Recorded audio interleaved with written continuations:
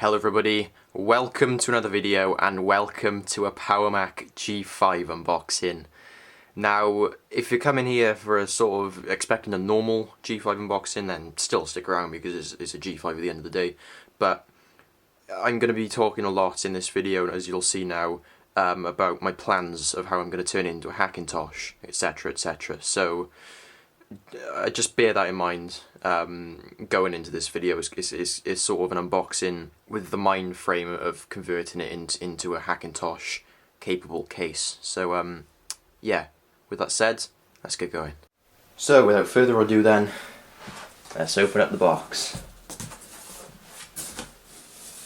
And the first thing we're greeted with is this massive sheet of cardboard with a massive illustration of the PowerMac G5 on it.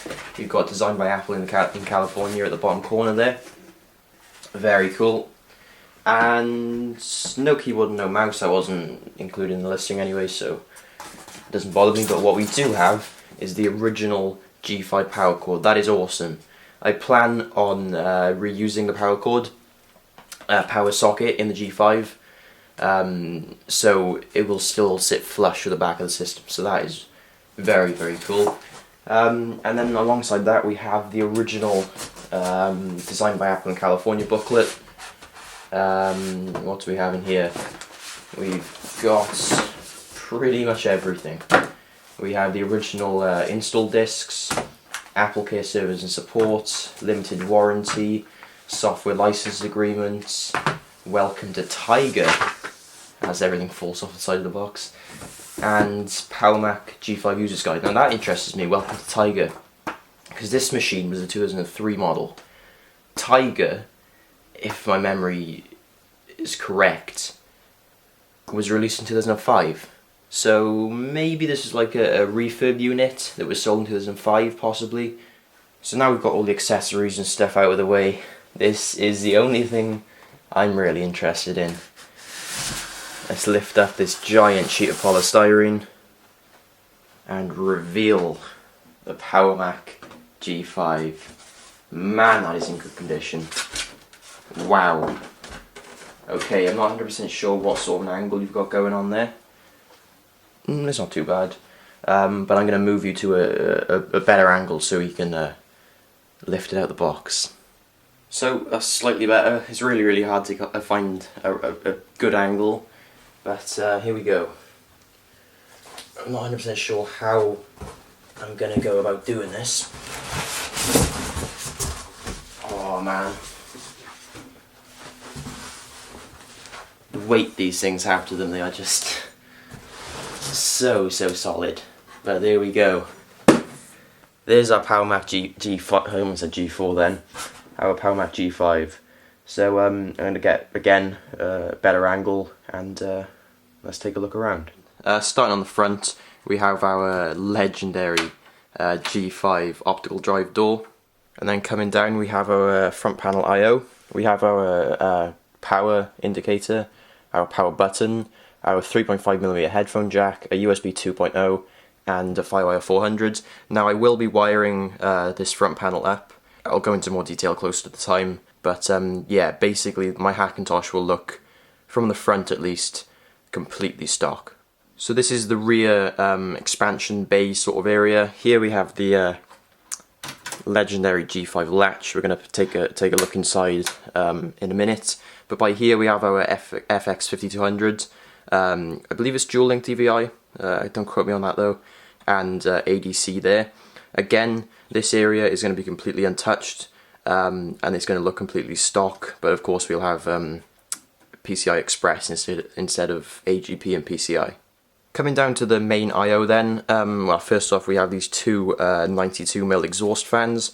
I will be reusing this rear fan assembly, so that will look stock again. You can sort of see the look I'm going for here. I'm trying to keep it as stock as possible.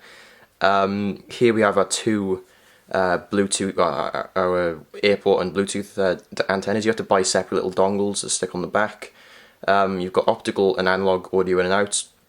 Two USB 2.0s. That was my biggest gripe about my PowerMac G5. The lack of USB ports on the back. Of course you can sort of upgrade it with PCI cards and stuff, and they did improve it to 3 in the late 2005 model, but still, it was a little bit tight. Following the USBs then, we have Firewire 400s, Firewire 800s, Ethernet, can't remember if it's 10100 or gigabit, and our 56k dial-up modem. So that's external connectivity of the G5. It's pretty impressive, but now we're going to look at the insides, the guts of this system. So firstly then, we have our 2 physical PowerPC G5 processors. Now of course the later revisions had dual core configuration processors, but these had 2 physical G5 processors, which is pretty cool. Next to the processors then, we have our original 92mm dual fan exhaust assembly. Again, I will be reusing that and putting in new fans in place of the old ones. To the left, we have our modular dual fan 92mm intake assembly. So there was a push-pull configuration going on here. This fan assembly sits on a modular connector, which gives you access to the RAM slots on the motherboard. There are the RAM slots in question. As you can see here, we have all 8 of them covered up. There's currently 4 gigs in this system, I believe. 2 1 gig sticks, 2 512 meg sticks, and then I believe 4 256 meg sticks. This machine in total can take up to 8 gigs of DDR memory though, which is, even by today's standards, pretty a really solid amount of memory. Moving up then to the expansion bay area up here, we have the stock 5200, FX 5200 I should say, 64 megs of VRAM. It was a pretty standard card for the time.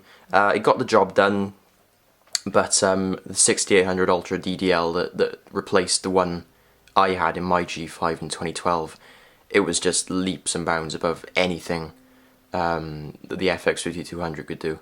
In terms of the front, we have our speaker, which is not very, it's very rare these days to find a full-blown speaker in a desktop computer. And then behind that we have an 80mm intake fan, which just sort of helps airflow over the PCI slots. And then right at the top then we have our 2 hard drive bay caddy thing. This G5 takes up to 2 1.5 gigabit per second SATA drives, and you can see there's 2 in there at the moment. I believe they're 80 gigs each, but it's probably my least favourite part of the G5 design. It's very difficult to unplug those connectors because it's so cramped at the top up there. It's not very convenient, but I will, even as much as I hate it, I will be reusing that design in our Hackintosh. For one, I want to keep it looking as stock as possible, and 2, I'm only going to be using 2 full-sized hard drives. And last but not least then, guys, we have our optical drive up here. I believe it's an 8X dual-layer super drive, although don't quote me on that again, I'm not 100% sure.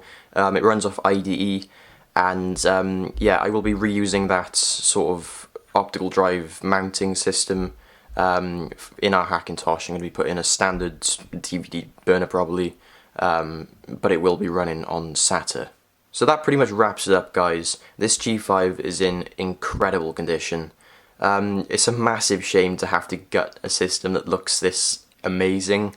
I haven't tried it to see if it works yet, but yeah, I kind of hope it doesn't, because again, it's a massive shame to have to unnecessarily gut a system that is working perfectly, but I needed a case that was in mint condition, and this was the only one around. So yeah, as I said, that pretty much does it, guys. Look out for the Hackintosh series coming very soon. I am so excited to get stuck in now. And yeah, as always, I'll see you in the next one. Bye bye.